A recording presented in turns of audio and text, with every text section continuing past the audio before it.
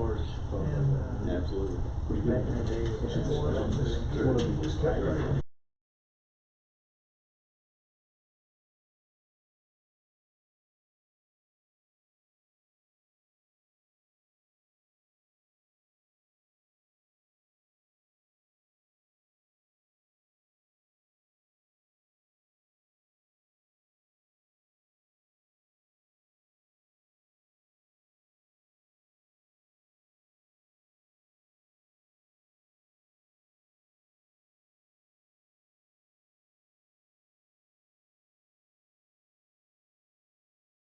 It's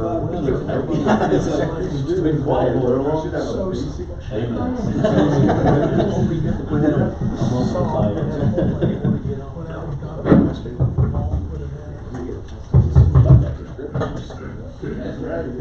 But I had, I've been trying to say the same thing for the past. All right, Mr. Chair, at your leisure. All right, we'll call the meeting. Pledge allegiance to the flag of the United States of America and to the republic for which it stands, one nation, under God, indivisible, with liberty and justice for all. Dear Heavenly Father, be with us this evening as we do the business for the city and the community. In Jesus' name we pray. Amen. So the item C, this is approval of agenda. This is the approval agenda for today, January 12, 2026. I'll move to approve the agenda for January 12, 2026. Second. all in favor? Aye. Any opposed? All right, motion carried. Very good. So item D, this is comments. So this point we allow anybody who wishes to speak on any item they feel necessary. They're allowed 3 minutes and state their first and last name and where they reside. I believe everybody here is for agenda items, unless any of the council members or former planning commissioners wish to speak. Go ahead. Come on. All right, Mr. Chair, you can host this as comments. We'll open them and we'll close them. Very good.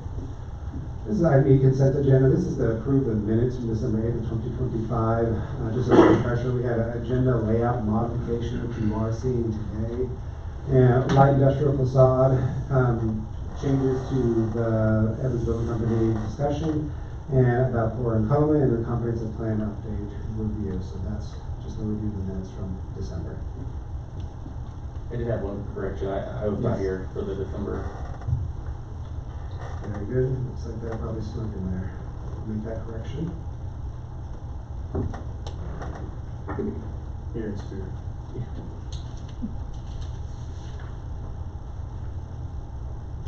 So I ask for approval with that correction to remove Commissioner Milligan from the minutes. Somehow his name was stuck in there. I'll move to approve minutes of December 8, 2025. Second. All in favor? Aye. Very good. Item F, old business, there is none. G, new business. This is G1, Planning Commission, voting on chair and vice chair. So according to the Planning Commission bylaws, the position of chair and vice chair must be decided by the decision of the Planning Commission annually. This is done by selecting individuals from amongst the existing Planning Commission members. According to page 1 of Planning Commission bylaws, which was adopted December 10th of 2015, which was amended February 7th of 2022 with ordinance 883, the new Planning Commission shall organize annually the first regular meeting after the annual appointment of new members, which is normally the first city council in December. Commissioners are appointed to the mayor and confirmed by the city council for a term of 3 years. On a staggered basis, with approximately 1/3 of the commission will be appointed each year. The commission shall elect chairperson and vice chairperson from among the appointed members at the annual organization meeting. The officer shall serve for 1 year. So, Planning Commission chair and vice chair serves for a year, and you guys vote on them. So at this point, Danny, I would ask that you switch over to the Monday.com, and I would ask that the planning commissioners feel free. You guys should have gotten a link to Monday.com only to you. Please vote on chair and vice chair. Can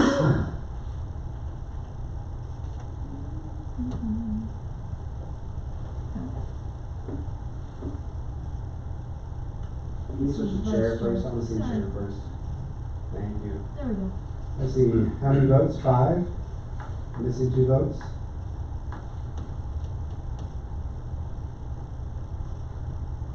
There we go. So congratulations, Jamie Coyne. You are chair for another year. Will you please switch to vice chair?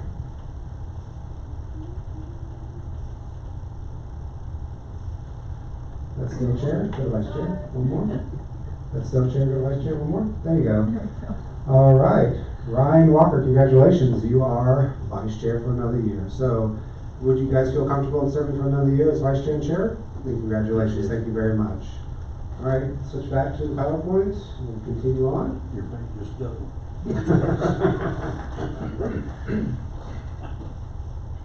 So we are recording the vote done by the planning commission now. G2, this is a preliminary plat for the Public Works Building addition. So the city's in the process of platting land north of the wastewater treatment plant in anticipation of building a new Public Works building and a new police station. It is anticipated that the Public Works building will be finished this year in December, with the police station being finished sometime in the future.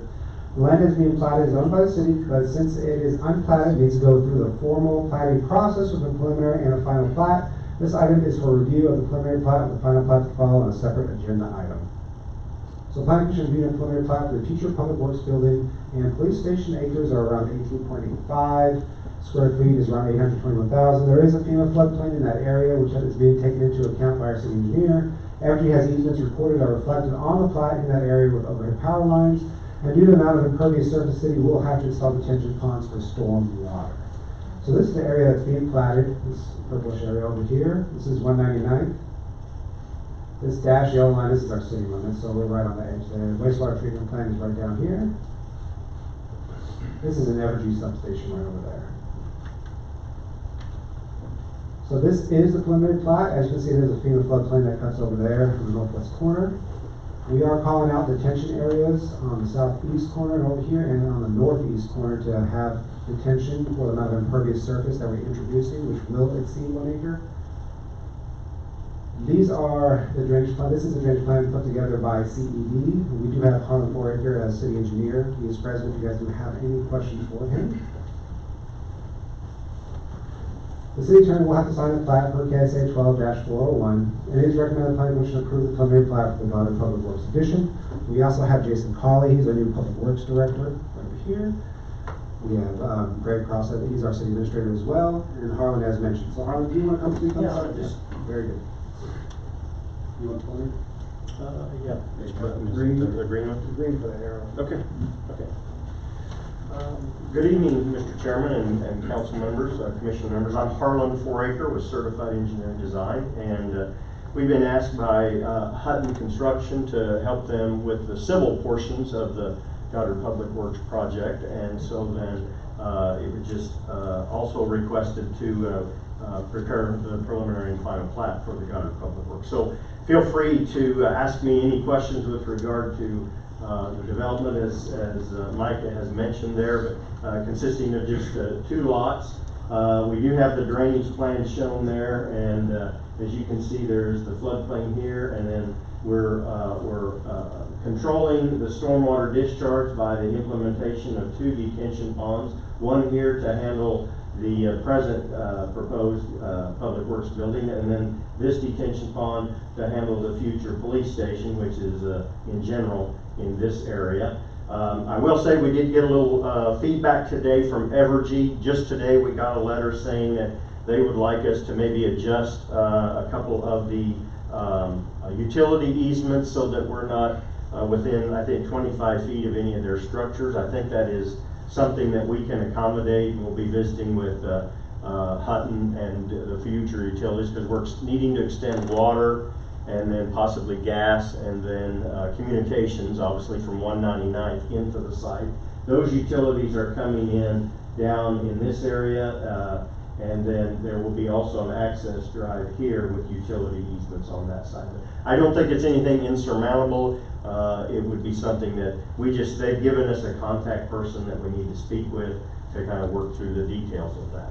So that would be one item that the plat would need to be, if you were so inclined to approve the plat, would need to be a conditional approval given for us to work out those utility easements before we would obviously bring it back to Micah for final review and before it could proceed or anything like that. So there is a bit of a method for checking to make sure that we get that implemented as requested. I don't know that we've had any other comments from any utilities, and like I say, this one just came in a little bit late today.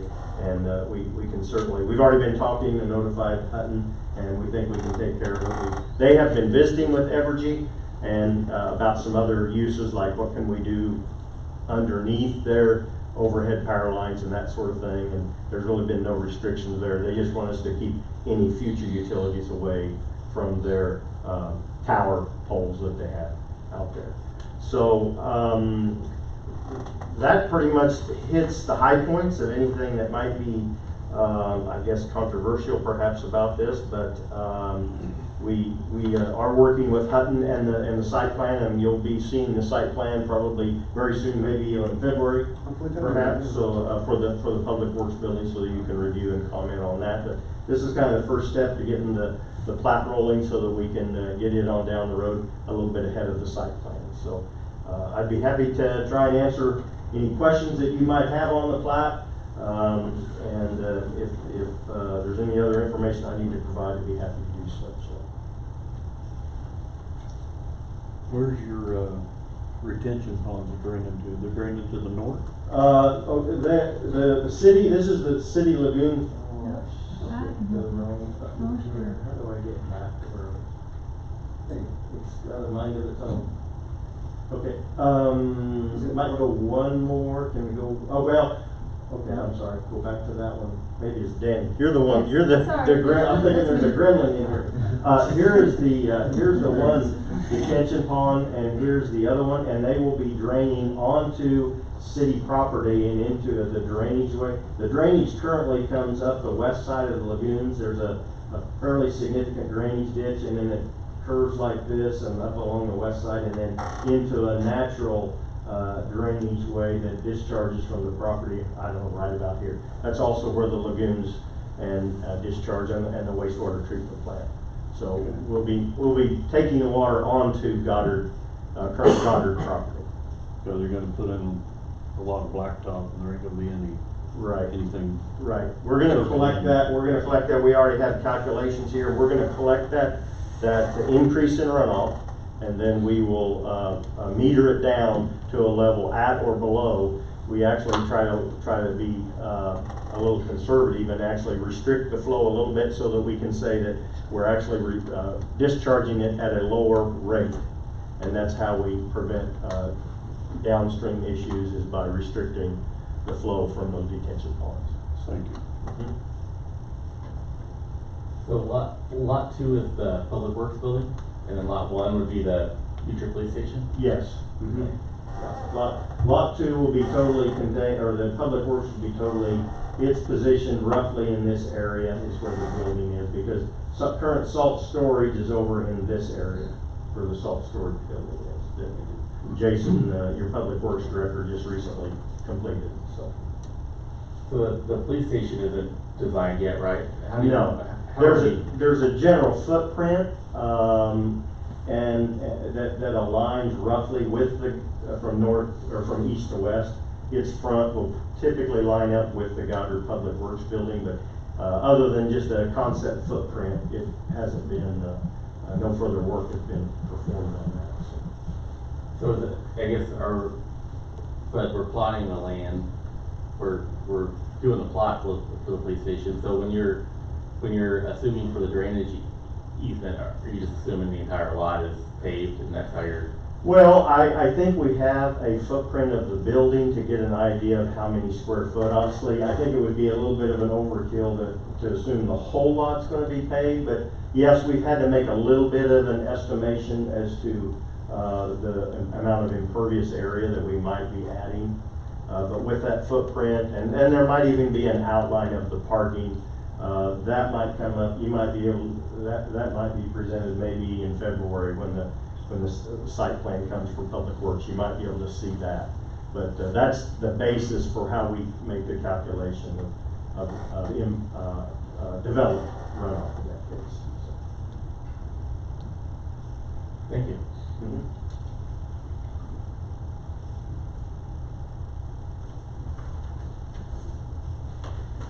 So I think that's all I have. I'll be happy to answer any further questions if they come up. So Thank you. Thank you.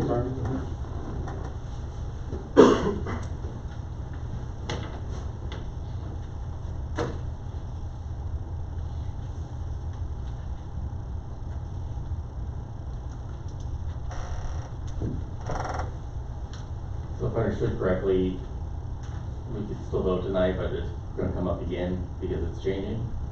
Oh, okay. No, we're asking you guys just approve it, and then if any changes happen, we just correct them administratively. If the easements need to shift, we'll just shift them. And then when Jamie, since he's the new chair, obviously he would come in and sign the Mylar, he would see, oh, look, the easements have shifted a little bit if necessary. And if we, in the future, which I don't anticipate us replatting this again, there's, the police station we goes in, I think Harlan's done a pretty good job of calculating what he believes is a reasonable impervious surface calculation. If it came up that it was grossly over, then maybe we would consider doing maybe a separate instrument to increase the size, or maybe replatting it if we had to for the detention pond to take into account the amount of impervious surface. But I don't anticipate that, so we're just asking you guys to approve it as is, and then we would carry it forward, and any administrative changes that happen between now and the Mylar, that you have signing it, that we just handle in-house. Were there any changes to the Evergy poles that are running through the No, property? we're gonna leave them. No, we're not changing any of that, They don't let their us do existing stuff. structures, yeah. Yeah, they They're don't let us pretty touch stuff. particular about that, so they don't want us, they want us staying 25 feet away from their structures, their towers and that sort of thing with any improvements that we're proposing. Yeah, they're pretty massive structures, so, but they're pretty strict, but they do have dedicated easements which are being recorded on the plat. We're not vacating any of those easements, so, recording them as is.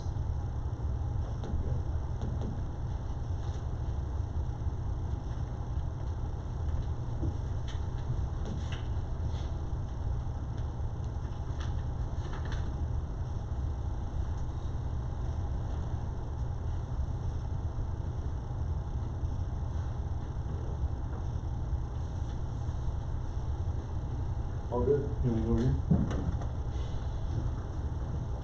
All right, I think we're looking for a motion for him. I'll make a motion to approve the preliminary plat. I'll second it. All in favor? Aye. Aye. Any opposed?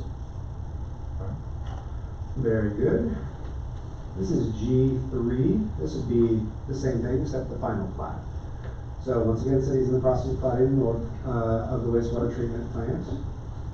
It's 18.85. This is the cleaned up final plat. So this is what the county sees when they record it, and this is what you, if you were the chair, and you guys are always welcome to come see the Mylar. It's a big kind of plastic sheet that's rolled out, it's recorded. And the chair would sign it, and I sign it, the mayor signs it, and this is what it would look like when it goes before the county. So all the contours and any building footprints and any other, some erroneous, it's not necessarily erroneous, it's good for us to take a look at, but any other additional information gets scraped off, and this is the final plat, this is what gets recorded. And Mike, I might just suggest, I mean, if they're so inclined, it would, like to approve the final plat, subject to your, review and approval of any utility easement adjustments. Sure. That Probably, would yeah. certainly be a good condition, I think, to have Yeah. on any approval they might give, so. There you go. I'll make a motion to approve the final plat. I'll second it. Contingent upon any final easement considerations for Evergy. Contingent upon any easement Considerations. considerations with Evergy. Mhm. I'll still second it. All in favor? Aye. Aye. Any opposed? Very good. Thank you very much. This is item G4. Harlan, you're welcome to stay if you want, or Yeah, I'm Just interested, hang out. I'm interested in the, seeing the rest of the city The- develop. the new developments, We do yes. appreciate that. This is G4, so this is a preliminary plat for the Ballard North Park. So the city's in the process of replatting North Park land and accommodate for boundary line changes required to manage a detention pond at the center of the park. Discussions with the engineering firm and the city led to the decision that it would be best to replat the land, and as such, a replat requires both a preliminary plat and a final plat to be approved by the planning commission before the final plat is shown to the city council for final approval. So, planning commission is reviewing a preliminary replat for the future North Park development. It's around 9.2 acres, it's about 400 square feet. There is a FEMA floodplain that runs through the center of the land, and this is it. So this replat, we're gonna have to have this property owner and this property owner sign as well as, and the mayor is also gonna have to sign it. As a representative of the city, both in the position of mayor, but also as the applicant because he's the highest elected official. So he's gotta sign it twice. We also, of course, have the city attorney sign it, the chair's gonna sign it, I'm gonna sign it. Everyone basically signs it. And this is that floodplain which is gonna be in the center, as mentioned, but it's, the big point of the replat is really to capture additional land around the edge of the pond to maintain it more effectively. This is kind of what it looks like. So you can see the white is where the parcel lines were platted. That's the previous plat that was done in 2020. We are generally amending it around this to capture more of the pond. So we are getting more land from these property owners. With the exception of this portion over here, we're dedicating more land to this particular property owner because they, I believe, and Craig, correct me if I'm wrong, that they didn't want money, they wanted additional land. So we're swapping them some additional land to give to them in return for more land that we can use to maintain the detention pond. We've closed on that, when that's done. Great. So legal considerations, in general, have to sign the plat for case A 1241 as well. Joining property owners. We recommend planning commission approve the preliminary replat for the Goddard North Park second edition. Are there any questions related to this item?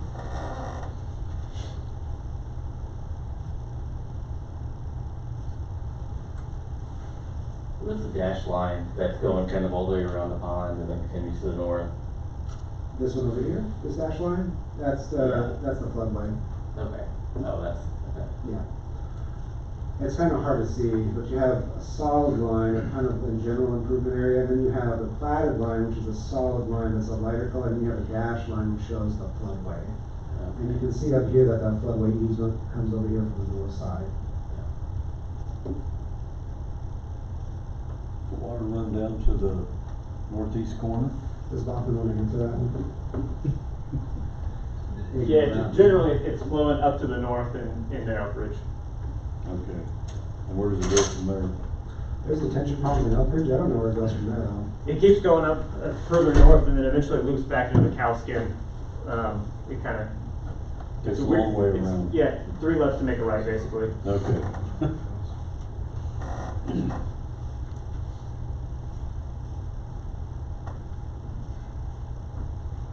About the addition to the east of there, when it starts, where's that water gonna go? Do we have any idea? Spring Hill. Huh? So- Same place? No, Spring Hill has an oversized detention pond, and it's capturing the Willow development. So the Willow development, which is going to be east of the park, which is going to be over here, Yeah. when it drains, it'll drain to the south to that detention pond that was oversized in Spring Hill in anticipation of that land being developed. And that pond was oversized in anticipation of that Willow development being commercial. So it's been really oversized, anticipating more impervious surface than what's being introduced for the Willow development. What about the one to the north? The northeast is gonna have its own detention ponds and that water flows to the north. So the water that's being captured there, when it's discharged, it's gonna discharge, I believe, around 183rd and head north. But it's gonna have different discharge points as well. And it also has the FEMA floodplain, so everyone has to work around the FEMA floodplain right now. Okay.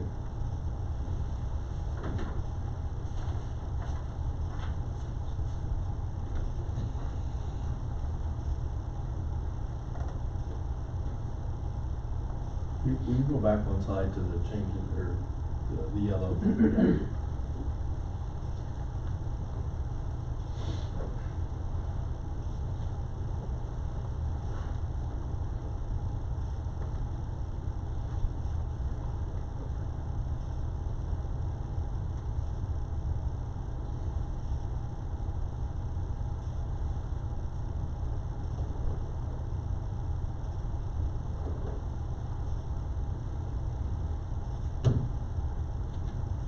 Anybody over here?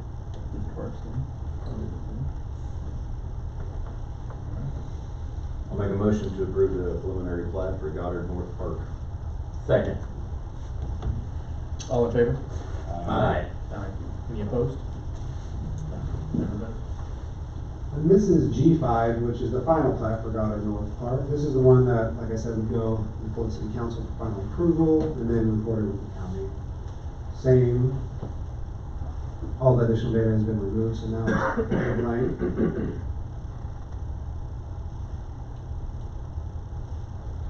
City Attorney will have to sign it. It is recommended the Planning Commission approve the final replat for the Valley North Park Second Edition. I'll make a motion to approve the final replat of Goddard North Park. I'll second it. All in favor? Aye. Aye. Any opposed? Very good. This is G6. This is the preliminary replat of Goddard City Center Third Edition. So we're replatting basically all of Goddard. So this is Boston Company has submitted a plat application to replat a portion of the land surrounding the Casey's General Store. This is in order to consolidate the land on a one parcel number for the development of a light industrial district, as well as to establish necessary detention ponds and easements for the site. The developer would like to build flex space in this area, starting out with two 24,000 square foot buildings, followed by more buildings in the future. The road called Tremont Street to the south of Casey's will be a private drive after Tremont ends. Once Tremont ends, from then on, it'll be considered a private drive. It'll be owned and managed and maintained by the developer. Tremont, that stretch of Tremont though, is going to be publicly dedicated. So what you see out there right now, we have those end of street signs right there next to Casey's, that's all public. Once you leave those signs and it gets paved after that, it'll be considered private. Easements have been called out on the plat for water and sewer, which will be dedicated to the city, but future easements will have to be committed to the city through separate agreement as buildings are built due to its scale. So it's one big lot. They've anticipated 2 buildings currently, maybe a third one they're in anticipation of. The easements have been put into place in anticipation of those 2 buildings, but they don't know where they're going to put the future buildings if they continue to develop in that area and how they're going to be oriented. So with that being said, they're asking for the whole thing to be platted, and then they're going to introduce easements down the road, maybe in 2027, 2028, by what's called SEPA instrument, where they hire Bothman to draft a legal description saying, hey, this easement's going to run across the land to this building, this future building, which we don't know where it's at right now. So that's why what you're going to see now is going to have some easements on it, but they're going to have to ask for additional easements in the future. The acres are around 29.49. One lot, it's around 1.2 million square feet. It's currently zoned PUD and C2 general business. As mentioned, we changed the layout of the agenda packet, so you will see a rezoning. It's just at the very end of tonight's meeting, not at the beginning. The future proposed zoning is L2, which is light industrial. There is a FEMA floodplain, I2, which is going to be light industrial, but there's a FEMA floodplain that runs through the center of the land. This is what it looks like on the preliminary side, and you will see the final after this one. I will mention that this is Casey's. They're not buying this lot here. This is still going to be owned by Ben Healy, the developer. All the rest of it, from the pipeline north, is going to be owned by Evans Building Company. This, on the southern portion here, is a separate developer.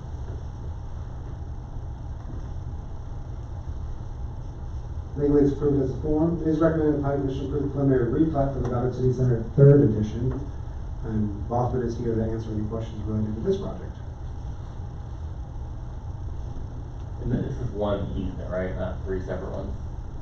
This is one big replat with separate Or yeah, easements sorry, I was on it. going to plat, yeah. Yes. One plat. And there's additional easements that they're introducing on it. And like I said, in the future, if they did build a new building like around this area, let's say, but they're not exactly sure where, maybe it'll look this way or this way, they're not 100% sure. And so introducing easements at a later date makes more sense than trying to put them on now and then having to vacate them and then put them somewhere else later. So that's why they're doing it this way.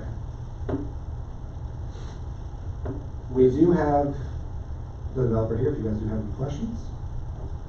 This new plat, it covers that house and shed that's, I guess, southeast of Casey's, correct? Mhm. Part of it? Yes. That's gonna, would that be, I guess that would be removed? It is, because actually, do you guys want to speak on that? Yeah. You will notice that there is a detention reserve area right here with that shed there, so that's not gonna be like a buoy, that's gonna have to go away. Yeah, if you wanna talk about that, feel free. Yeah, so not gonna be a little gazebo feature or anything there. For the record, Thomas Joyce with Bothman Company, agent on behalf of the applicant here. Yeah, so that's where our detention pond's gonna go. So that will have to get removed before we can start digging there. Yeah, I appreciate it. When I was looking at it, I was like, I think that covers the house. Yeah. Thank you. Thomas, do you want to talk about detention? I know that's a big concern. We were speaking with Pat Bauer of Bothman. He said, in anticipation of this development, they oversized the detention pond, assuming that there's going to be a lot of impervious surface. So in Yes. anticipation of that, they oversized that detention pond, assuming that the majority of it's gonna be impervious, because not only are you gonna have buildings, but you're gonna have the parking lots to accommodate the buildings, and so do you wanna speak on that at all a little bit? Yeah, just general rule of thumb, the higher use you go in zoning, so going up from commercial into light industrial, we anticipate more impervious surfaces, and so this detention area has been oversized to accommodate that heavier use of impervious surface. And I did ask Baughman if that impervious surface and that detention pond takes into account Casey's, and they said yes, they are capturing the stormwater runoff from Casey's impervious surface as well. Where's that water going? I think it's gonna be out, yes, they're gonna, what they call sheet spread it south across that natural flowway, across that pipeline easement onto the south. So the water currently does flow south. They are capturing it and they are metering it out, as Harlan had mentioned. But it is, instead of metering it out through a weir where it's concentrated at one point, it's a 16-foot weir, almost like, I don't know what you would call it, like a big waterfall overflow area that's just gonna sheet out across the land to the south. So they are detaining it, and it will improve that area. And instead of having a concentrated one, which might shoot across the land and have maybe a furrow, it's gonna be So discharged. it's gonna head towards the trail. trails. It would hit Judge's Trail, yeah. It's currently heading towards the trail Yeah, now. which is where it all heads today. Yeah, But it's, most of it's soaking in right now. right, and this is new opposed to detaining. buildings and blacktop. Right, and so that's why they're over detaining this, because this will actually capture more of it, detain it, and then meter it out over time as it fills up. Is there a structure across the trail, or you have like a box? No, Pat is just saying. There's at the trail itself, Oh, the there's a trail. large box under Right, there. right, to It's a carry little the bit water kind of toward the across half it. mile, yeah. Right. Yeah, it's That's a right. big size box. Right. And can you share, is it, where are the first two buildings going, if you could just share that? I know that's part of site plan, but. Yeah, they're going, kind of, like, it's gonna be easier for me to just walk over. Oh, no. There. Oh, I see, okay. I Exhibit. missed that. I jumped it forward. Spoiler alert, that's what we're doing. So looking at the grading plan here, I mean, it looks like the Reserve A is near the high point of the lot. Is that really where the pond's gonna go? Yes. It's not quite the high point, but I get what you're saying. And part of the reason is we're gonna need excess dirt to be able to build up our building sites. So they're just kind of, that's kind of where we've worked it out. Our engineers worked out the best location, and by putting it there, we do get excess dirt to be able to build up our pad sites to the elevation they need to be. And that, so even though this is kind of a plan, hey, there's a lot of room to grow in the future, the pond gets put in as part of the first phase. Yes. So you're gonna be taking the top of the hill off is what you're insinuating, right? And the house, yep. Yeah, okay.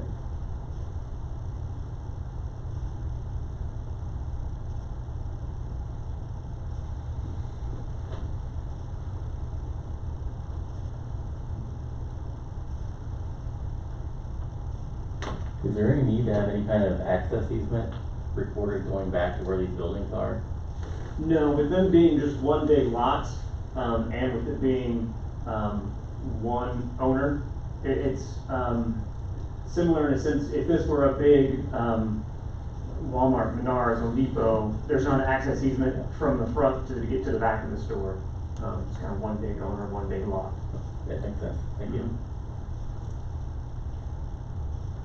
Will there be other driveways along onto 183rd, or does everything come in from the platted street that's there now? I think they wanted a spot over here in the future. Yeah, we've got some access controls there that line up with Walmart, so we're not Okay. gonna add any traffic conflicts. Okay. We're gonna match up with what Walmart is doing already today. And then kind of some of the rest of that to the north is a little bit controlled by KDOT. So kind of working with them and seeing what we could do. Right. There might be one right there in that, whatever that lot number is. Yeah. Okay. Yeah, so that opening was platted with Goddard City Center second edition with the Casey's plat and everything. And so in our replat, we're just kind of matching that opening that's there. And I think that was intended to line up with the frontage road Yes, across to the west, yes. right? Yep. Yeah. Okay. We're trying to get some of this land right now back from KDOT to dedicate it back to us so we have more access control. So we're working through that process now. They've generally said they don't see any issue there, but they still have to work through the bureaucracy of dedicating it back to us.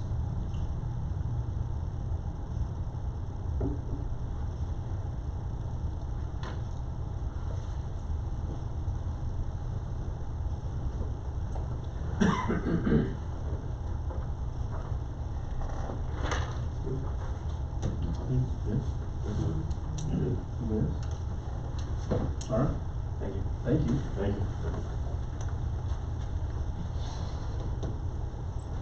I'll make a motion to approve the preliminary replat for the Goddard City Center third edition. And I'll second it. All in favor? Aye. Aye. Any opposed? Very good. This is more of the same. So this is the final replat for Goddard City Center third edition. Generally same information. Calling out the potential fund in that particular area.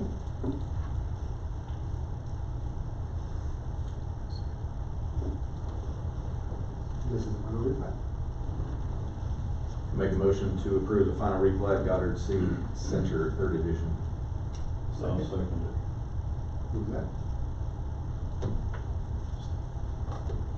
All in favor? Aye. Aye. Any opposed? All right. Very good.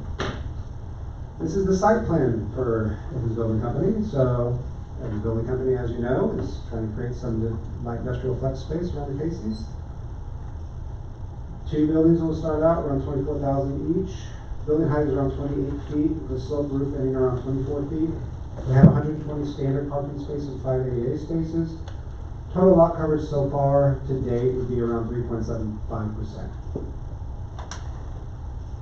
They are in proximity to a house on US 54, which is about 280 feet away.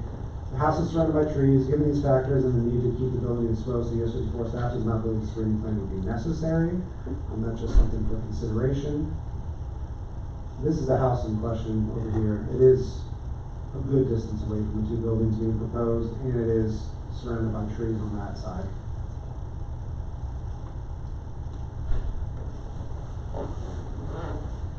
This is a general rendering of what they're proposing. Elevations. Some of these Adobes, when I export them, it gets a little pixelated, but it looks better on the agenda packet. You can see the 2 buildings for phase 1 here. They're anticipating maybe another 2 buildings here, followed by a 5th building.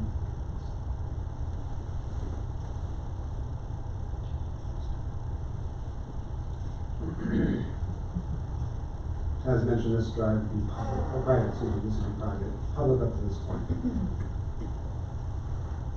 Financial and non-legal considerations are none. It is recommended the planning commission approve the site plan by Evans Building Company. We do have Evans Building Company here if you guys have any questions for them about their building. What's on the outside of it? Outside the material composition? Yes, the material on the outside. Would you guys like to answer the questions related to material composition? I'll try to.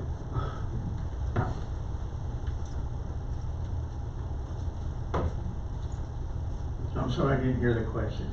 He wants to know what the material is. Basically, it's gonna be a metal skin structure. It'll be a small rib panel on the majority of it. The fascia will be a concealed fastener, it'll be a flat panel. And of course, we'll incorporate a lot of glass and stuff, depending on the tenants we get. We'll start with something very basic until our real estate guy gets at least, and that will all change in the final plans for those. We'll incorporate glass and whatever. No brick facade on the front of it? No.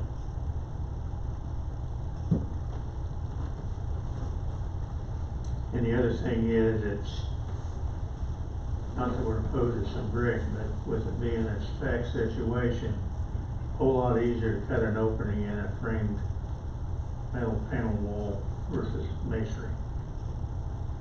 And we need to keep the cost down so we're competitive with the rest of the market, and we want to fill it, which only helps the city of Goddard. How many tenants what's the range of one to how many tenants could you take in a building? We set it up where we can have a 3,000 square foot tenant, we can have a 24,000 square foot tenant. I just talked to a real estate guy tonight, he thinks he may have a 10,000 square foot tenant right away, which makes me happy. But that's the way it's all. So I see the panel call out of the RPR. Is that the same that you guys showed us last meeting in the, Yes, okay. nothing changed there. And we'll have a better colored rendering now that that's been approved. But I wanna thank the city of Goddard for the action they took moving this as fast as they did. We wanna have it occupied, by July. It's in our best financial interest to be there. That's why we're putting the utilities in ourselves. They'll be designed by Bachman and approved, and we'll turn them over to the city once they're in. Then we'll do the necessary easements by final instrument of locating. We didn't want to put it on this plat, put the utilities in, and they got off of the easement, we'd be back in front of you saying, well, we messed up, now we gotta move the easement, so. Trying to make it clean as we can.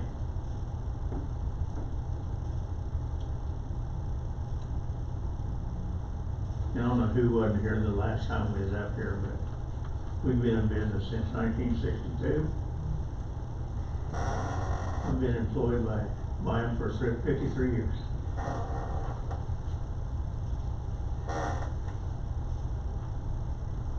No one answer any other questions?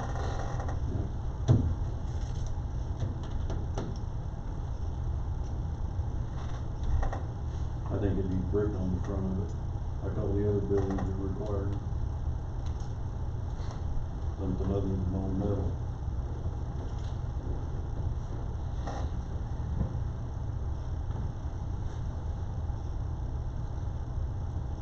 I missed December's meeting as well, but did you guys discuss that? Wasn't that one of the That was an item. agenda items that you guys talked about? And Yeah, and it did.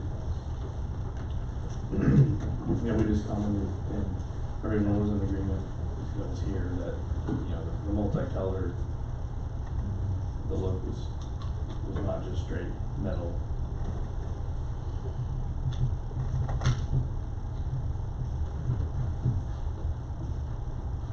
But.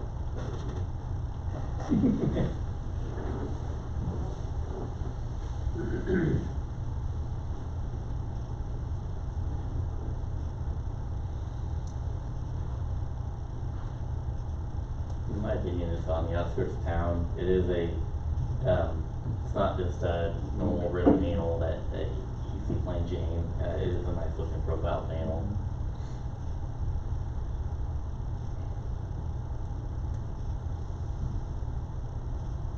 Well, if that's the case, you can't require any other building to have a brick facade on the front of it, like. Are we requiring that in light commercial? You guys can do whatever you want, that's the way it's written. The way it's written is that if a building, what triggers it is that if a building's all metal, then we call out the facade and say, hey, planning commission, this is an all metal building. Are you okay with the composition of the facade? Do you wanna see anything different? Do you wanna see it changed? Do you wanna have them submit a variance? We leave it completely up to you guys, we just simply say, since discussions about metal buildings have been ongoing for the last 7 years, and it definitely was very prevalent with former planning commissioner Doug Van Amberg, and then of course Mr. Grayton as well, but then discussions came up about cost and cost efficiency, and so it was never that you needed brick, it was just that, do you guys want to see that? Do you want to see something else? Do you want to see EFIS? Do you want to see wainscoting of another type? Or are you happy with the material that's being proposed for the facade? And then we leave it completely up to you guys to make that determination. So at the previous planning commission meeting, Commissioner Milligan and Commissioner Klein weren't there. Planning commission reviewed a facade rendering. There's discussions about the material and the way it's fastened together, and does it hide the bolts and nuts and all that stuff. And the discussion was that the planning commission was generally okay with what they saw, that no variance was required, no facade changes would be required. And so now they're presenting the site plan as is with that understanding. We've got one more question, sorry, I know you sat down, you're fine, you can stay there. On average, what, and I don't know if it's this simple, but is it typically more in the 3,000 square foot or more in the 24,000 square foot when you have tenants? I mean, I guess a better question is, what's the average number that you would have in a building this size? Just Well, if there's all experience. 3,000 square feet, we'd have 8 of them in each one. And then, I guess overall in general, in your experience, what's that look like? Is 3 the magic number? Is it 5? We don't care. I understand, but I'm just saying in general, do you? I would think if 5,000 to 8,000 square feet is probably a normal, A fairly normal, yeah. so we're gonna see 3 to 5. And I mean, basically it's set up where it's all retail on the front, so you got the glass and the parking, and then we got the overhead doors across the back. So if there's truck deliveries and stuff, and the way it's set up when we do the second phase, where we build another set of these, all the truck traffic will be kept inside between the 2 buildings, and then around the perimeter will be storefronts. We've been doing this a long time, and the worst case you ever have is truck traffic interfering with car traffic. So we want to isolate that. Sure, okay, perfect, thank you.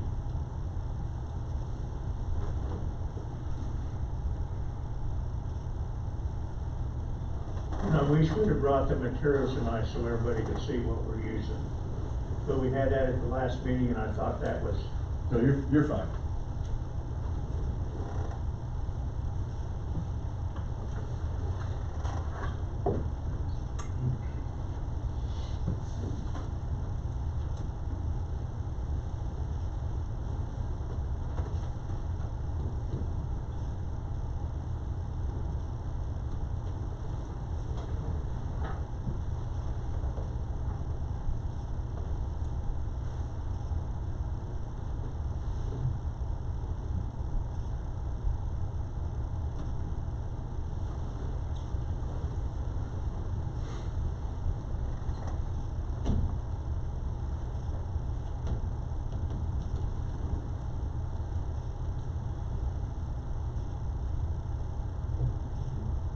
Anybody else, questions?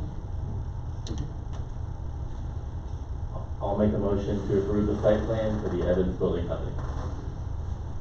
I'll second it. All in favor? Aye. Any opposed? Alright. Very good. We do have one more item for Evans Building Company, so just, they're gonna hang out for a little while longer. This is a site plan for Brandon Wilkins Office Building Construction Rental. There he is, perfect. So Brandon Wilkins has submitted a site plan for an office building and equipment rental for his land off of Martin Passato. On September 11th of 2023, a variance was approved for Brandon Wilkins for facade requirements for his building. The approval was contingent on the south building being allowed to have a variance, and when he was ready to start the north buildings, he would have to come back to the planning commission. What he is proposing currently is to build the southern building, but instead of an RV storage, it would be office space and construction equipment rentals. Both of these uses are allowed, however, a fence would still be required since he will have rental equipment outside the building. The variance as approved also expired as it lasts 6 months unless requested by the applicant for an extension. Since the intent of the original request has not changed, which would be an S-corrugated metal building behind a fence on the south side of the lot, staff do not feel that no variance would be necessary. However, if the planning commission feels otherwise, they could require a condition of approval. Also, it is completely up to the planning commission if they feel that they would want to see an additional variance, if they want to have this be postponed until variance is approved, or if they felt like they would just be repeating what they did back in September of 2023.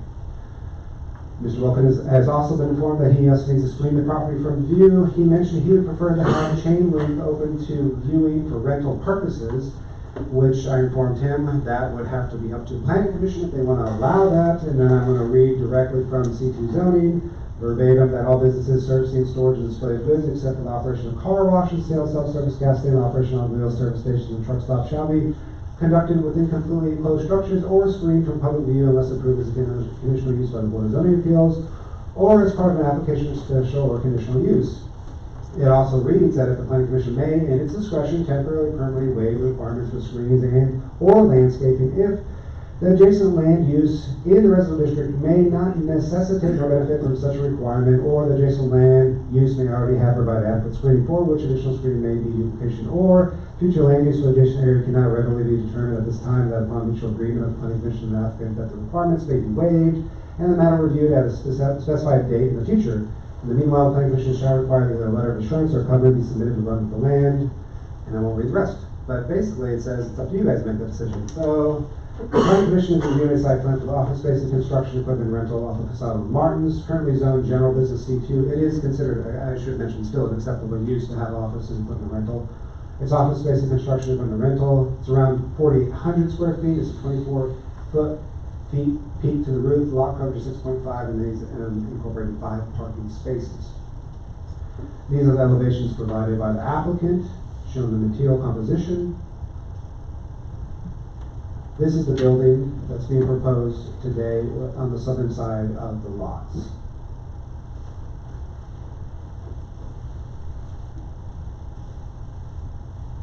Approximately how far back is that from the street? Do you know about that? How far the one sits back? Yeah, yes. You can go some rough estimates. The lot's 230 foot deep, so I would say, we got like a 25-foot easement on the back. Oh, it's 20-foot easement. Is it 20? Mm-hmm. So we'd be over 100 feet away from the street.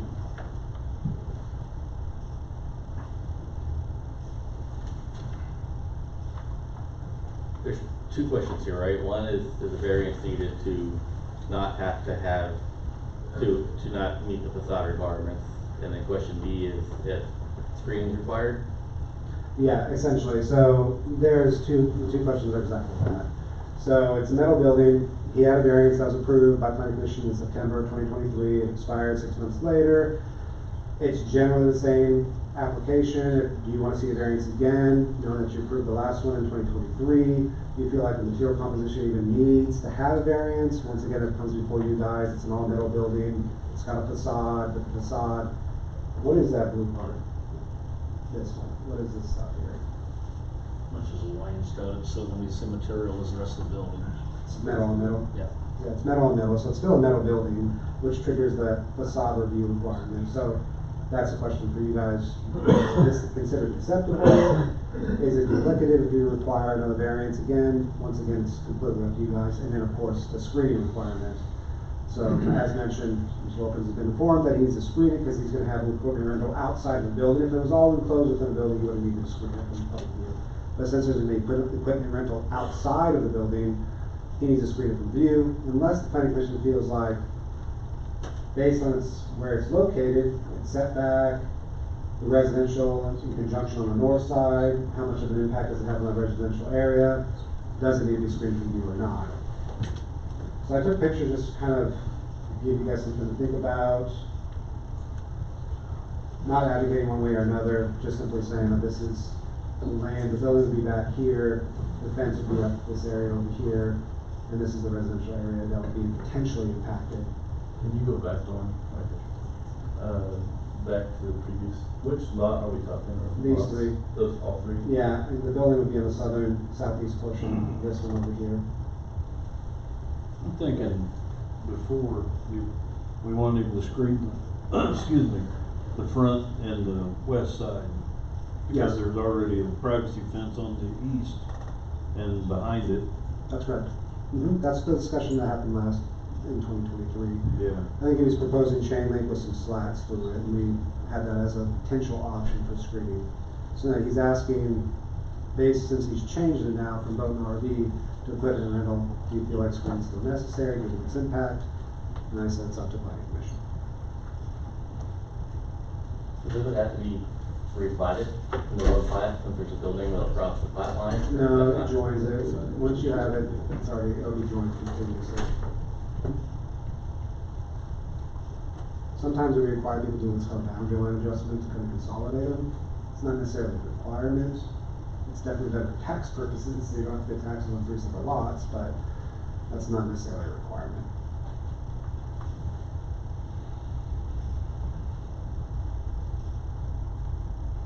I wouldn't be opposed to chain link on the front and back, but on the west side needs to be privacy. That way if there's future neighbors, that way if you're renting stuff, people can see it. Okay. As far as the west side fence line, can we get by with doing a metal fence, or does it need to be chain link with slats?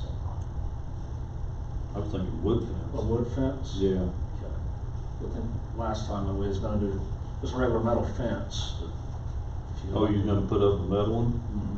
I We'd guess ma- we'd that's match better this- than wood, it'll last longer. We'd match the same colors as the building. All ties together. The same side. Yeah, we the same type of material. So there's residential to the north. How's the land just to the west of that housing addition? What's it, do you know what it's, zoned as, Micah? I think it's zone commercial, but I have to go check. No, it's just that.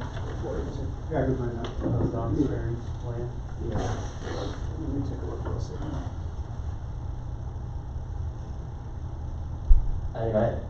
If it was my neighborhood, I would want there to be some kind of screening in front of it. It's a residential area to the north, we know the area to the northeast is residential. There's every possibility that residential could continue to the west. It's C2 general business. Okay.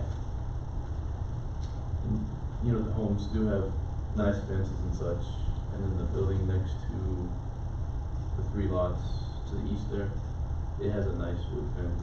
Yeah. Blocking as well. I think as far as facade goes of the building, I think that would be acceptable. Yeah, Nice area. it should be very good.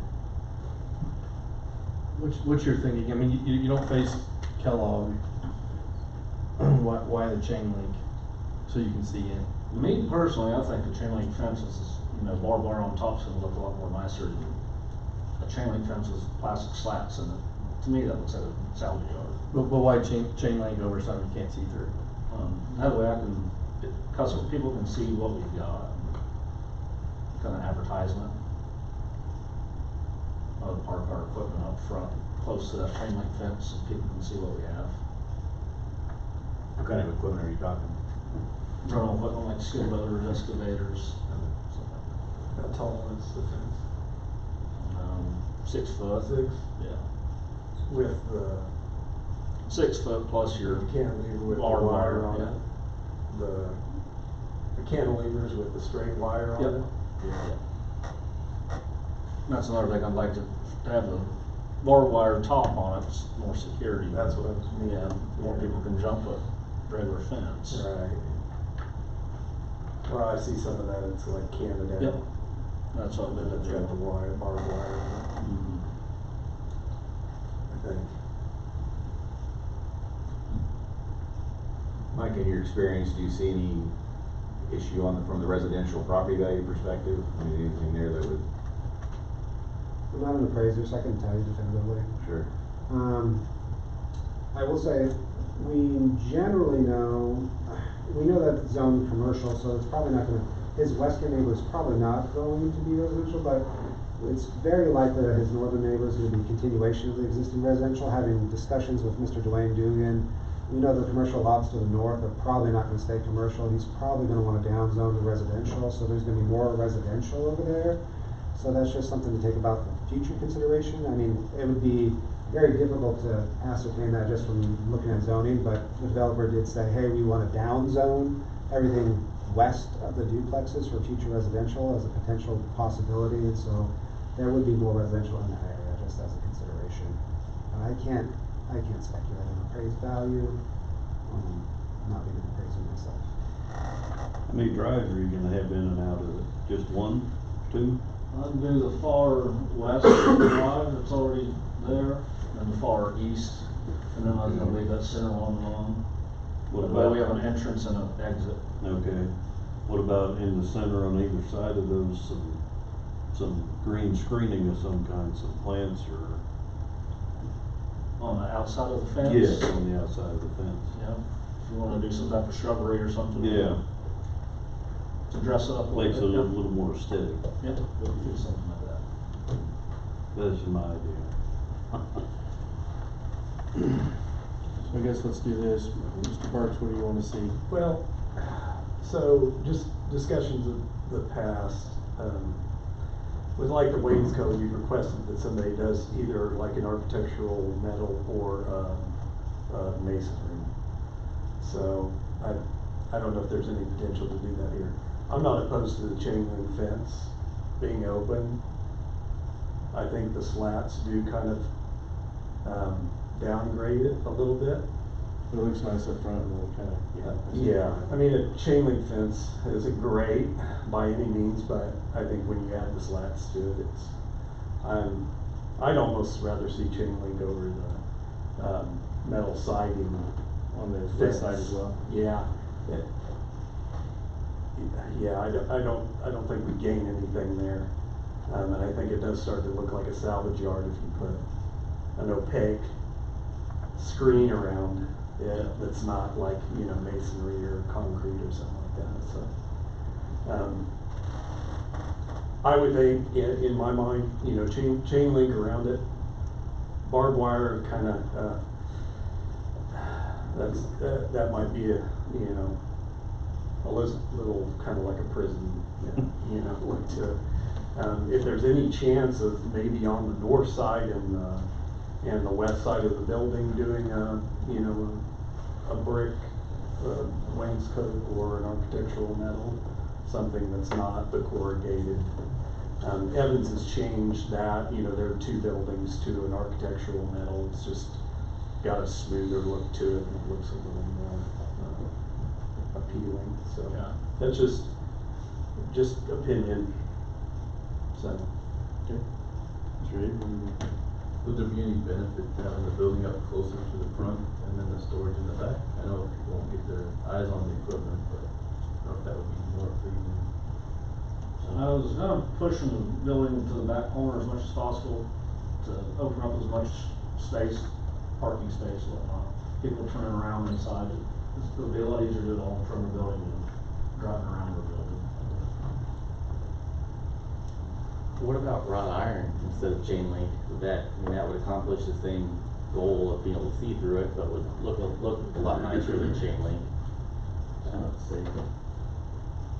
Not safe, it's like, And chain link with the barbed wires. yeah. Deterrent. Yeah, it is more of a deterrent, but there's other ways to deter theft other than, just that it's like a prison or something. I think that would be a lot more visually appealing for that, visually appealing to the neighbors. Yeah. While what made me think of it, is there's that Superior Rents right on 21st Street. I think it looks nice. That's what they've got there, is they've got, and that's, I think we can all agree, 21st Street is probably a more prime place than rural Goddard. At least I would think it would be. But they've got, wrought iron and then just some low bushes up front, so it looks nice, you can still see all the equipment. So, I mean, they use a little bit of landscaping and wrought iron in it. I think that would look better than chain link and, barbed wire. Yep. Mr. Reed? I agree that it would be, better aesthetics if they could do a wrought iron fence and, building the corner, that's fine by me. I could go either way on the back side of the fence, so, I get the risk of theft and stuff, but I kind of agree with the statement of others here. Mr. Klein? I like the idea of the wrought iron in the front, sides. Doesn't really matter. Chain link's fine, but I still think there needs some plants or something out front. Mr. Wall? Agree with what's been said. Okay. glad you're gonna do it. I'm good with that. So, what do you need from us now? Thank you. Thank you. So, it is recommended to approve the site plan for Brandon Wilkins Development and deliver a verdict on the screening requirements. So, it sounds like you came to the verdict on the screening requirements. Somebody remember all that now? Well, let me see here, so I think what the discussion and agreement's been here is that we'd like to see wrought iron In the front, in the front and the west side yeah. with some landscaping. Good landscaping in the front. To our discretion or to theirs? Or do we want to specify Do we specifically? have a landscaping site plan? I think they need to resubmit, or, It's up to you guys. I mean, if you wanna see additional landscaping site plan, if you wanna see a screening site plan, then you could approve the general site plan and then ask contingent upon a final screening and landscaping site plan. That would be up to you guys. If you wanted to say you wanna approve the contingent upon him building a wrought iron fence with some hedgerow on the front, then you can approve it that way. It's completely at your discretion.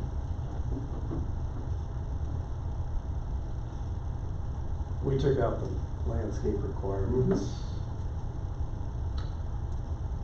Yes, which generally is more favorable for me personally because we don't wanna have a bunch of scientific nomenclature across the site plan, specifying pansies and everything else, and the developer coming back asking for rhododendrons, causing a whole bunch of conflicts.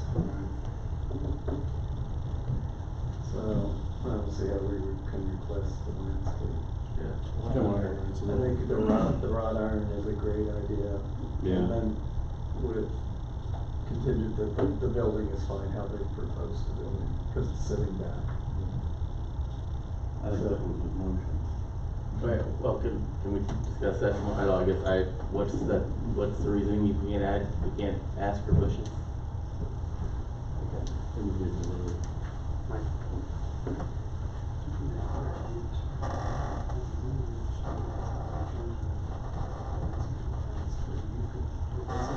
Bushes or trees every next to that, you do administratively work through that process. That's not how we rewrote it. No, we rewrote it so that landscaping was no longer a requirement for the site plan, but that doesn't necessarily mean it was not required at all. Just that if it's for screening purposes, they could still require it. But we left it up to the planning commission largely for this reason, so that they could discuss it more in a transparent fashion as opposed to just administratively authorizing it. But So the way we've seen it, Harlan put together a nice landscaping plan for some utility work we recently did, but you guys could approve it with the screening plan to have a wrought iron fence plus some ornamental bushes or trees every X amount of feet around the perimeter. And Micah could work with them on, make sure that that is followed through on. That way they don't have to come back to you guys and resubmit again. Sure. Yeah. Pay somebody to go illustrate all of that on Right. a map.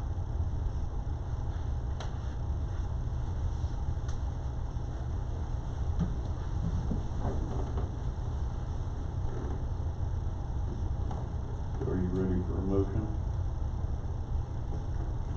Are we done discussing? Well, we've got 316 foot across the north side. Do we want to say a percentage of that needs to be screened with vegetation? How much of that's taking up my driveway? Well, the approach is 25 foot wide, and you have two of them? Yep. Three of them? Oh yeah, you're leaving the one in the center? Yes. So there's 75 feet out of that 300, so we have 235 feet, linear feet. I'd say just along that north side, if they set the fence back or something and landscaped out in front of the fence, like left a 5 foot buffer. I know that's taken some property away, maybe it's 3 foot, but I think we need to give them some direction as far as how much to set that back and how much of that needs to be vegetation. Or we just say landscaping along the north property line 4 feet wide. North to south, all along. Everything that's not covered by an approach. That makes sense? It does. Okay. So that way it has that curb appeal. The building sets back, so we're not so concerned about that, I don't think. So we're looking at landscaping, wherever they put the fence, I guess, they have 4 feet of landscape in front of it. Right? Okay, fair. And that's wrought iron on the north and the west, correct? Correct.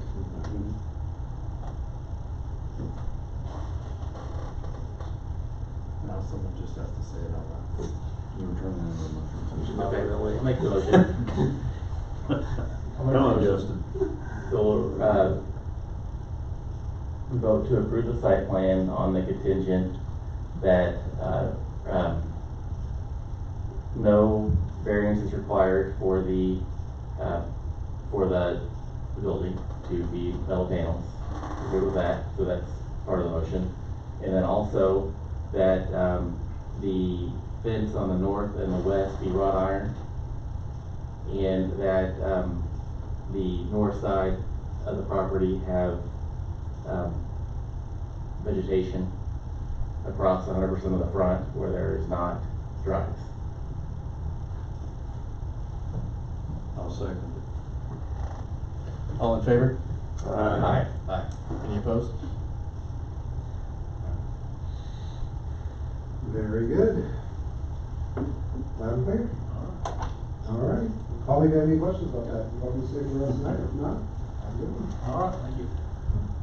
This is item H. This is Board of Zoning Appeals. As mentioned, the agenda is inverted now a little bit where you have the zoning on the end of the agenda items. So this is H1, Evans Building Company rezoning, case number zone 25-5. Boston Company is submitting an application for the rezoning of land generally located on the southeast corner of 183rd US 54. The applicant would like to rezone the land from C2 General Business District and PUD Planning Unit Development to Light Industrial I2.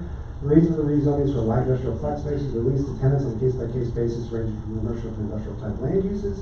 The zoning case was published in the city newspaper around 20 days elapsed prior before being brought before the planning commission today. Letters were sent out to everyone within 200 feet per KSA 12-757. So I'm now going to subject you guys all to the golden rules, so prepare yourselves accordingly. If you have any questions, feel free to stop me at any time. A lot of you have seen the golden rules before. There's 17 of them. I'm going to go by it. Like I said, stop me at any time if you want. Purple is my answer to the golden rules. Black is the golden rules that's being asked. The golden rules come from Arthur Golden versus the city of Golden Park, the state law. What are the existing uses and the character and condition on the subject property and the surrounding neighborhood? So the subject property is a bar / tavern / lounge / commercial, highest and best use / farming / ranch land within the neighborhoods. The land use to the east is farming ranch operation with no improvements. To the south, the land use is farming ranch land with no improvements. I will stop real fast. Every time you hear no improvements, it doesn't mean, this has come up before, so I just want to reiterate that. No improvements doesn't mean that ranching and farming is of no value or improvement to society. It means there's no building on it. So I just want to make that specifically clear that we're not saying that farming and ranch land has no benefit to society as a whole. We're simply saying there's no building on it. So just to make that clear, that's come up before in citizens' comments. To the west, the land use is department store, warehouse club, superstore, convenience store. To the north, the land use is road, ground, passenger, transit, transportation. What is the current zoning and subject property of that of the surrounding neighborhood in relation to the request? The subject property is zone C2 General Business District and PUD Planning Unit Development. Land use to the east is zone C2 General Business District. To the south, the land use is zone PUD Planning Unit Development. To the west, the land use is zone C2 General Business District. North, the land use is US Highway 54-400, and then further north, R1 Single Family Building District. Is the length of time that subject property has remained undeveloped vacant as zone a factor in the consideration? So the previous property owner was attempting to sell land for commercial purposes, which is acceptable under the current zoning, so that's just something to take into account. But it's not one of the reasons why it was undeveloped. Would the request correct an error in the application of these regulations? So land is conforming to its current zoning, is not in violation of zoning regulations, so this rezoning request is not asking for a correction. This is not what they're asking for that. Is the request caused by change or change conditions in the area of the subject property? And if so, what is the nature and significance of such change or changing conditions? As the city grows, more land use types are being introduced that the city has not seen before. And this is a very normal process and indicative of a healthy economic activity. So this is one of the reasons why we're seeing this rezoning change. Do adequate sewage disposal and water supply and all the necessary building facilities, including street access, exist, or can they be provided to certain uses that be permitted on subject property? So we kind of went through some of this during the plating. It is readily available, sewer and water. They are plating it. They're putting easements in place. After Tremont Street ends, it'll be a private drive, so that is all being taken into account. Would the subject property be replatted or replatted? The answer, of course, is yes. We just went through the replatting, so that was good. Would a screening plan be necessary for existing or potential uses of the subject property? So staff doesn't believe that one house off of US 54 is close enough to the property to justify screening the proposed development from the lot. Well, of course, we leave that up to the planning commission. So the residential lot in question has trees surrounding it. It is around 280 feet away from the property line. So it's just something to take into account. Is suitable vacant land or buildings available or not available for development that currently has the same zoning as is requested? So I2 is a new zoning classification, so zero land is zoned I2. So this is a brand new zoning classification that was adopted on November 10th of 2025. So there is no other land in the city limits that has I2. Is request for business or industrial uses, are such uses needed to provide more services or employment opportunities? So absolutely, in this particular case, industrial development is more likely to generate job opportunities in city limits, so that would definitely be job creation opportunity. Is the subject property suitable for the uses to current zone to which has been restricted? And that depends. So C2 has limited land uses which that could or would not allow light industrial uses, but that's something that would have to be changed or not administratively, but through the zoning amendment process. The PUD could be modified to allow for those proposed land uses within the planned unit development side of things, but ideally it makes more sense just to rezone the whole thing as opposed to just kind of arbitrarily stating that planned unit development is allowed and the C2 would have to be rezoned. It's better to rezone the whole thing.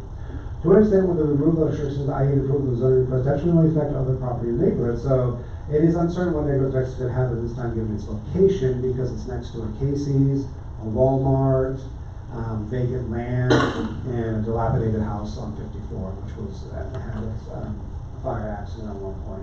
So negative effects potentially, I mean, you would have maybe more commercial freight, so that's something to be taken into account on 183rd.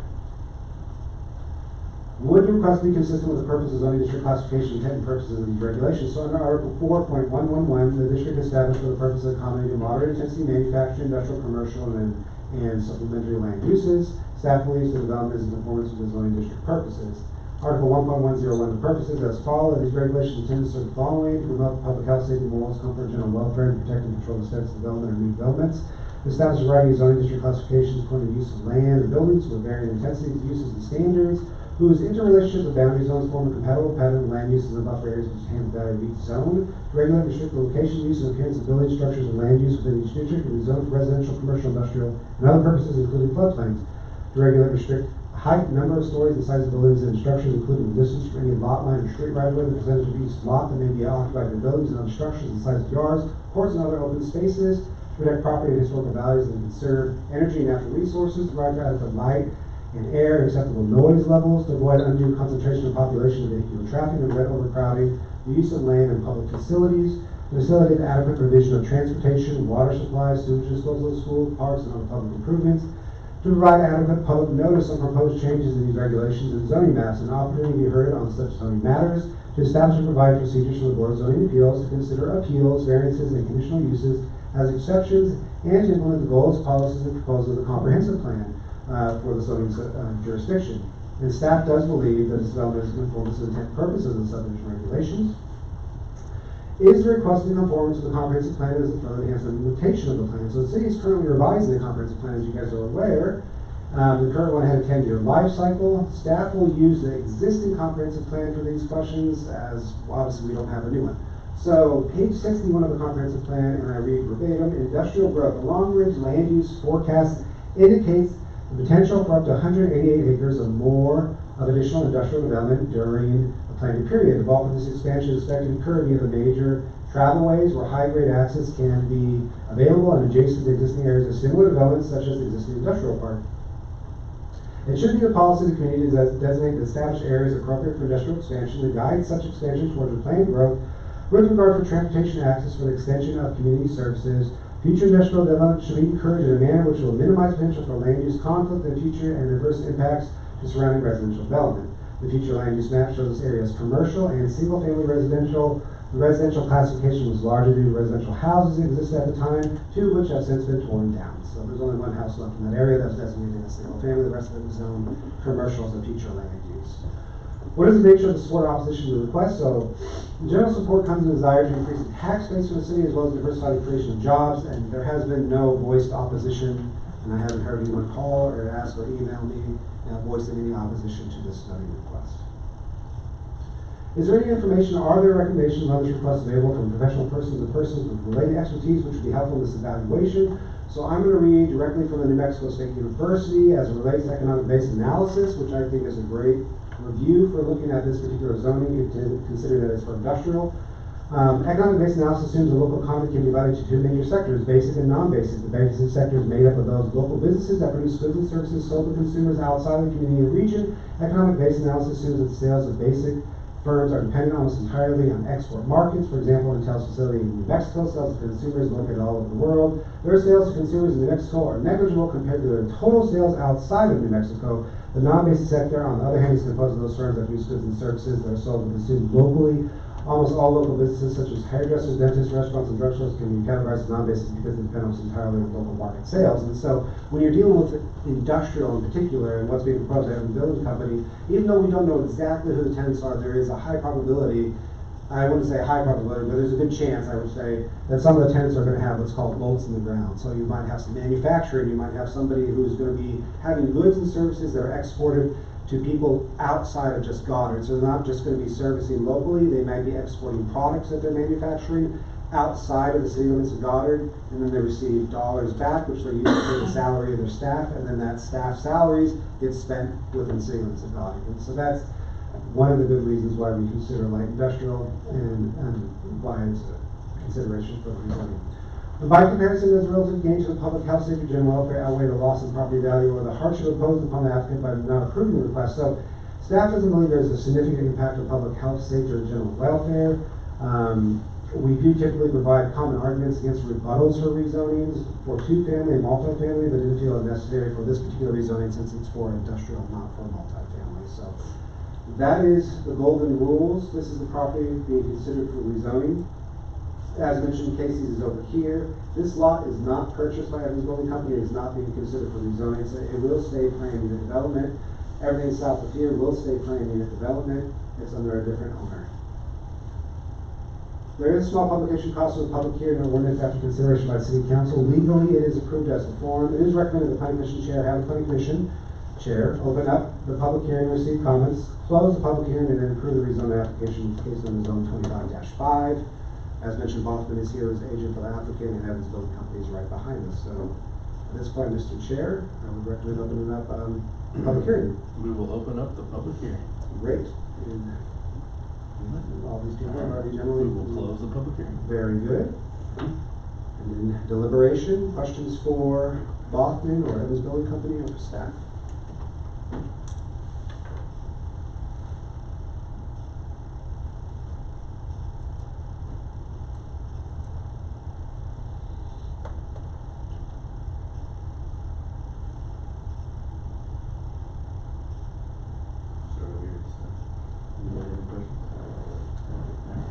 No. All right.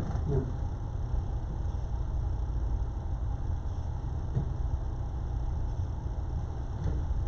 I'll make a motion to approve the rezoning application case zone 25-5. I'll second it. All in favor? Aye. Aye. Any opposed? No? Very good. Thank you very much. We'll now pass on to City Council. I'll see you guys on the 20th, which is a Tuesday. Don't be here Monday night. Okay? All right. You guys have a great night. You guys have a great night. All righty. Moving on. This is staff report.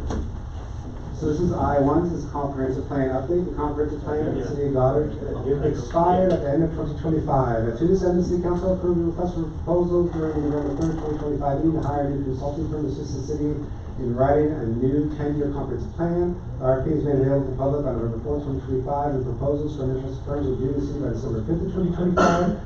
The city received 4 proposals in response to the comprehensive plan RFP. These 4 firms gave presentations to the combined Planning Commission City Council on December 15th of 2025. Following these interviews, 2 finalist firms were selected, Olson and Hauser Levine. Virtual follow-up interviews were conducted with both firms by city staff. Interviews were recorded and shared with the Planning Commission City Council. Along with these interviews, the finalist firms were asked to resubmit their cost fee schedule reflected total project hours between 700 and 1,000 hours. These revised schedules were reviewed and discussed by the City Council on January 5th of 2026. On January 20th, this upcoming Tuesday, the City Council will potentially make the final selection from the bench and direct staff to enter into negotiation with finalists, after which city staff will work with the finalists to begin forming the steering committee and calendar events, all while providing any data necessary to the consultant. So, do you guys have any questions regarding that process or anything of that nature?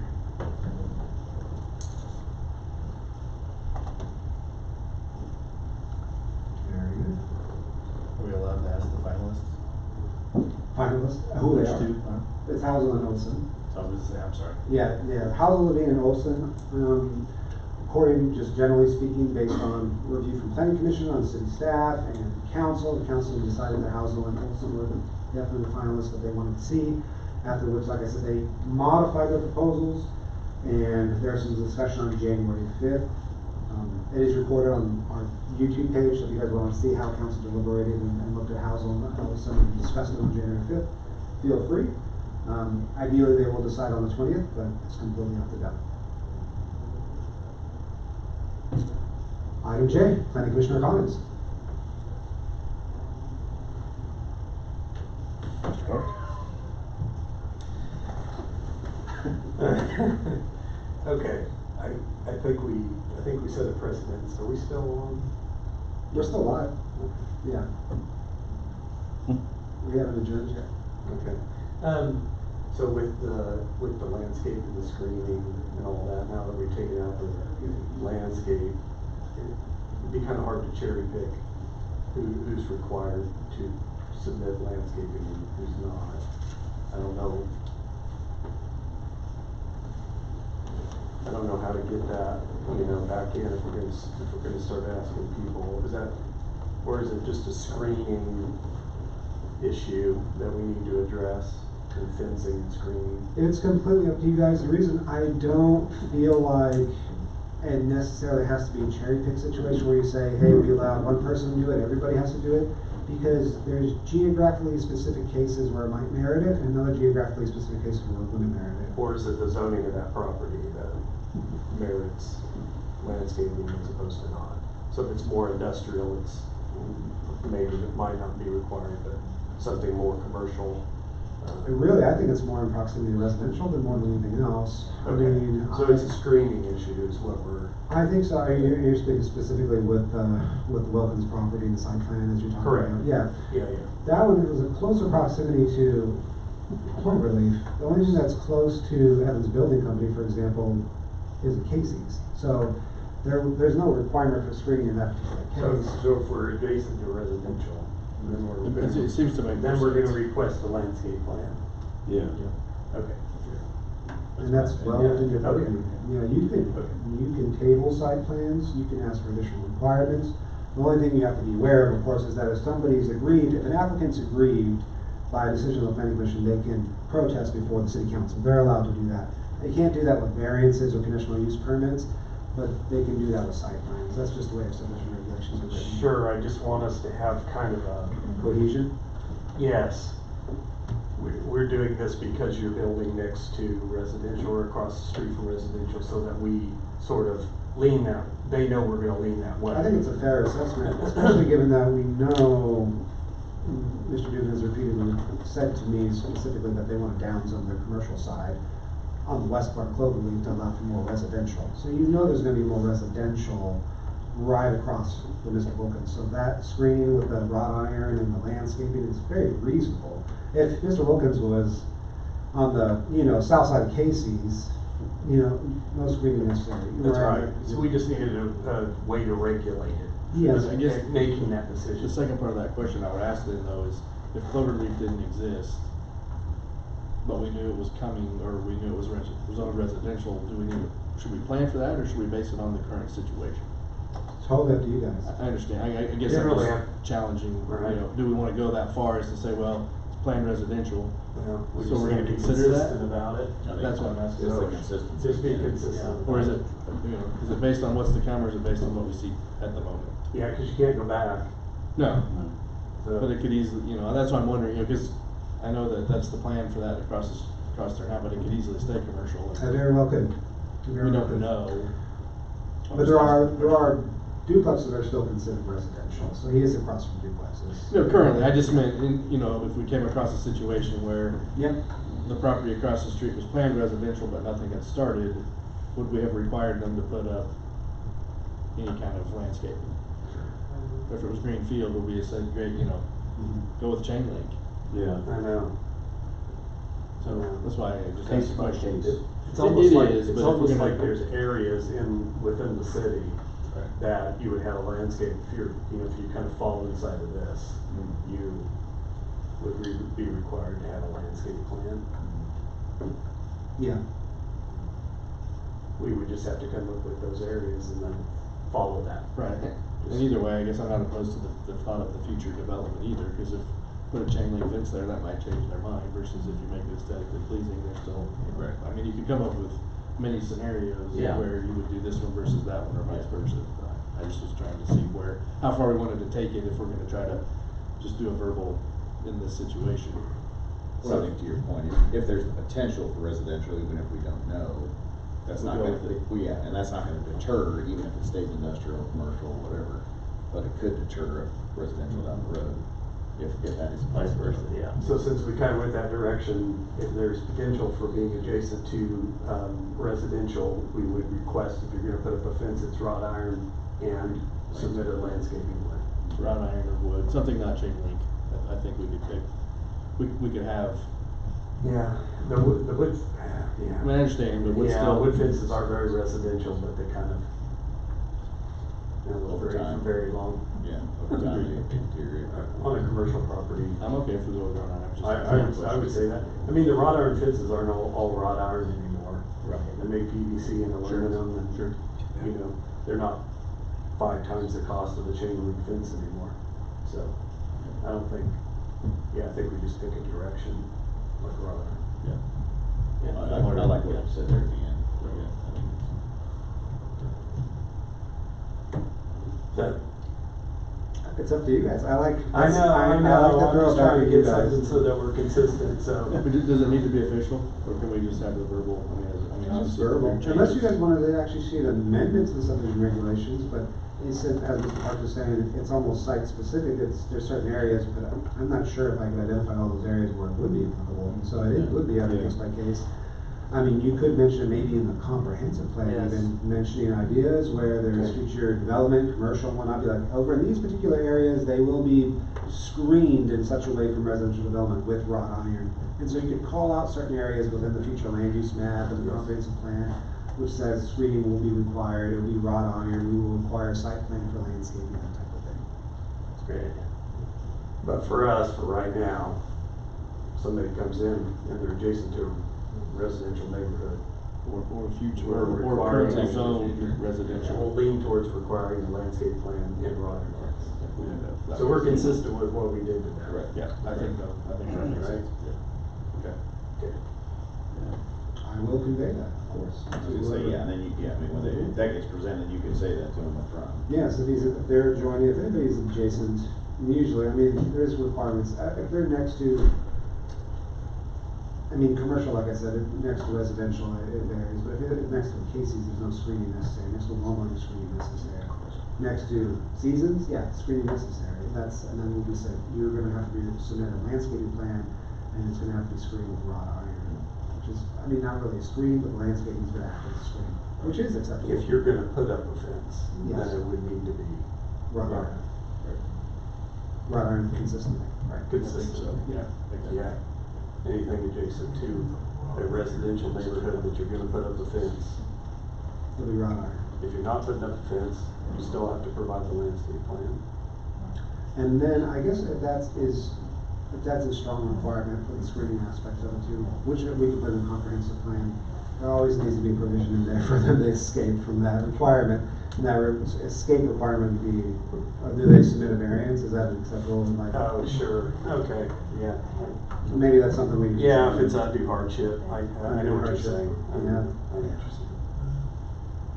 You may not wanna limit to just wrought iron either, cause there's better material too. What if they wanna do a precast masonry wall or something that's really nice?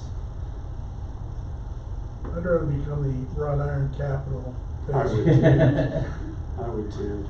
But if they come to us with stone, we're gonna say yes, I believe. Okay, so they would come with a variance to put in concrete because they want something opaque. And then we could approve that. But of course, if I say variance, then that means we'd have to codify that. That would have to be the subdivision regs. Right. At this point, we're going, as a group, going to say wrought iron. If they come with some sort of structure more than that, we're not gonna say no. Yes, sure, correct. And I think it's just so that we're all leaning in the same direction. Yeah. So they have some idea before they come in here. Absolutely. Hey, these guys are gonna push you. Right, minimum is wrought iron, if it's stone or whatever, you know, We can change it under Article 3, which would just be general provisions, which we say, if you're a commercial and you're proposing commercial development next to residential, you shall have wrought iron and have a landscaping site plan to escape the hardship of this, like I said. Per the Sedgwick County landscape, can we just refer to that? Sure, if you wanna go that way, I just don't know what the Sedgwick County landscaping standards are. And then do we hold them to it? Like I said, if they wanna do petunias and as rhododendrons, are we gonna hold them to that strong standard? It's not hard. Okay. It's not tough. It's well defined. They got good charts in there. It's easy to follow. Everybody's used to it around here. So. Let me look it up. Sedgwick County landscaping site plan? I'll send it to you. Yeah, if you could, that'd be great.